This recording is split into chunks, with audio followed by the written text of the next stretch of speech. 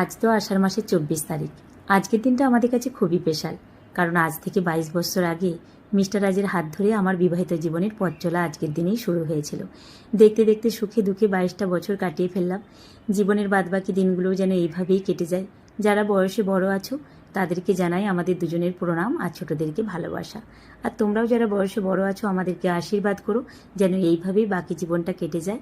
আর যারা ছোট আছো ভালোবাসা দিও। তবে জানো তো, কাল থেকে আমি ভেবে রেখেছিলাম আজকে একটু বাইরে ঠাকুর মন্দিরে পুজো দিতে যাব।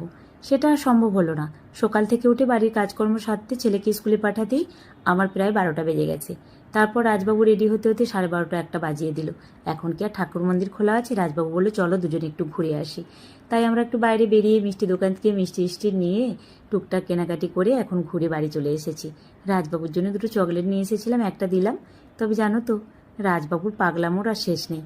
আজকের দিনেও দেখো কতগুলো তাল কিনে নিয়ে এসেছে। আগের কয়েকটা কেনা ছিল। আসলে তালের খাবার খেতে রাজবাবু বরাবরই পছন্দ করে, তাই এতগুলো তাল কিনে নিয়ে এসে জমা করেছে। যাই হোক, আজকে তালের কিছু বানিয়ে দেবো।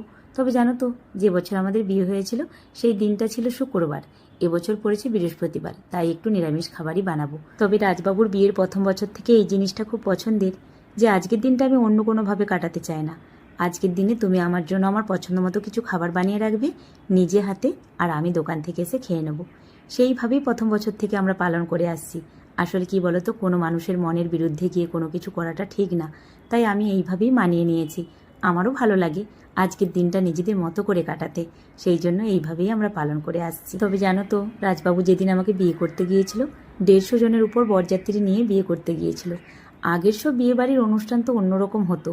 পিসিমণি মাসিমণি মানে আত্মীয় স্বজনরা এক সপ্তাহ আগে থেকে চলে আসতো বাড়িতে। একটা বিয়ে বাড়ি পড়া মানে আনন্দটা অন্যরকম।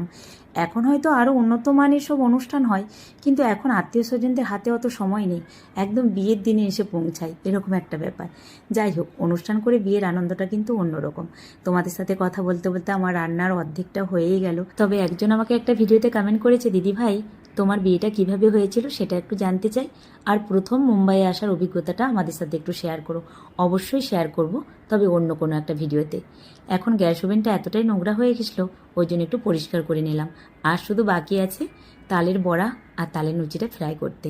তার মাঝখানে আমি একটু নাস্তা খাবো, দুটো রুটি বানিয়ে আমি খেয়ে নিলাম। তো এখন এই যে তালের লুচিটা ফ্রাই করছি। তালের লুচি কয়েকটাই আমি ফ্রাই করেছি, এখন তালের বড়াটা ফ্রাই করছি। জানো তো, রাজবাবু এটা খেতে ভীষণ ভালোবাসে। শুধু রাজবাবু না, সানা খেতেও ভীষণ ভালোবাসে। তবে জানো তো, আমি আবার ননভেজের থেকে ভেজ বানাতে বেশি পছন্দ করি। রাজবাবু আর সানা ননভেজ বানাতে বেশি পছন্দ করে। তবে আজকের ভিডিওটা পার্ট 1 পার্ট 2তে আমি ভাগ করে দেবো। আজকে আসি, টাটা।